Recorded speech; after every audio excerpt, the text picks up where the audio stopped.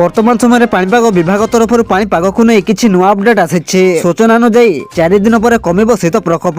উপকূলবর্তী জেলাগুড়িক অপেক্ষা দক্ষিণ উত্তর পশ্চিম এবং আভ্যন্তরীণ ওড়িশার জেলাগুড়িকরে প্রবল শীত অনুভূত ହେଉଛି। কোରାପୁଟରେ ପାରଦ 4.8 ডিগ্রিକୁ ଛୁଇଁଛି। ତେବେ ଆସନ୍ତୁ ଆଜିର ପାଣିପାଗର ସମ୍ପୂର୍ଣ୍ଣ ଖବର ଉପରେ ନଜର ପକାଇବା। କିନ୍ତୁ ତା ପୂର୍ବରୁ ଭିଡିଓକୁ ଗୋଟେ ଲାଇକ୍ କରନ୍ତୁ ଏବଂ ভিডিওটিକୁ ଆପଣମାନଙ୍କ ସାଙ୍ଗସାଥି ମାନଙ୍କୁ ଅଧିକରୁ ଅଧିକ ମାତ୍ରାରେ ସେୟାର କରନ୍ତୁ।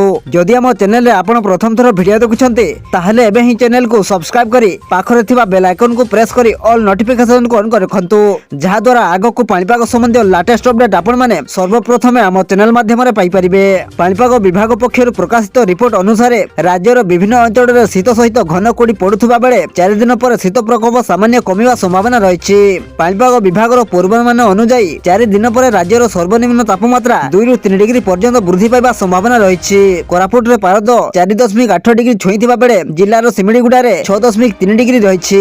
কোରାପୁଟ ଜିଲ୍ଲାର ବିଗତ ବର୍ଷ ଗୁଡ଼ିକର ଡିସେମ୍ବର ମାସ ସର୍ବନିମ୍ନ ତାପମାତ୍ରା ଦେଖିଲେ 1969 ମସିହା ଡିସେମ୍ବର 27 ତାରିଖରେ 3 ডিগ্রি ପାରଦ ଥିବା ବେଳେ 1961 ମସିହା ଡିସେମ୍ବର 29 ତାରିଖରେ 3.9 ডিগ্রি ରହିଥିଲା। 1970 ମସିହା ଡିସେମ୍ବର 1 ତାରିଖରେ ରାତି ତାପମାତ୍ରା 4.2 ডিগ্রি ଥିଲା। 1977 ମସିହା ଡିସେମ୍ବର 19 ତାରିଖରେ ପାରଦ 4.4 ডিগ্রি ଏବଂ 1987 ମସିହା ଡିସେମ୍ବର 20 ତାରିଖରେ 4.6 ডিগ্রি ଥିଲା। ସେହିପରି 2018 ମସିହା ଡିସେମ୍ବର 31 ତାରିଖରେ ଜିଲ୍ଲାରେ ସର୍ବନିମ୍ନ ରାତି ତାପମାତ୍ରା 4.8 ডিଗ୍রি ଥିଲା। ସେହିପରି ଶୁକ୍ରବାର ସକାଳେ ନୟାଗଡ଼, ଫୁଲବାଣୀ, କୋରାପୁଟ, ଭବାନୀପାଟଣା, ଗୋପାଳପୁର, ପାରାଦୀପ ଏବଂ ରାଉରକେଲାରେ ଘନ କୁହୁଡ଼ି ଦୃଶ୍ୟମାନ ହୋଇଥିଲା। ଘନ କୁହୁଡ଼ି ଯୋଗୁଁ ଦୃଶ୍ୟମାନ ଦୂରତା କମ୍ ରହୁଥିବାରୁ ମୁହଁକୁ ମୁହଁ ଦେଖାଯାଉନଥିଲା।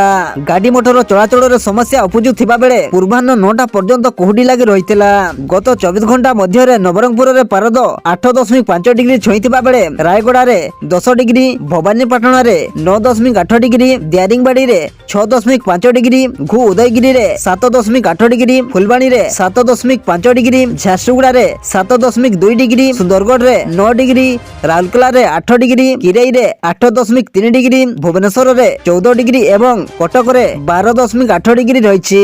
ରବିବାର ଅର୍ଥାତ୍ ଆଜି ସକାଳୁ ସକାଳୁ ଝାରସୁଗୁଡା, କୋରାପୁଟ, ଗଜପତି, ମୟୂରଭଞ୍ଜ, କେନ୍ଦୁଝର, ଜଗତସିଂହପୁର, ନୟାଗଡ଼, ଖୋର୍ଦ୍ଧା, କଟକ, ଅନୁଗୁଳ, ଢେଙ୍କାନାଳ, କଳାହାଣ୍ଡି, କନ୍ଧମାଳ, ସୁବର୍ଣ୍ଣପୁର, ସମ୍ବଲପୁର ଏବଂ ଗଞ୍ଜାମ ଜିଲ୍ଲାର କିଛି ଅଞ୍ଚଳରେ କୁହୁଡ଼ି ପଡିବାର ସମ୍ଭାବନା ରହିଛି।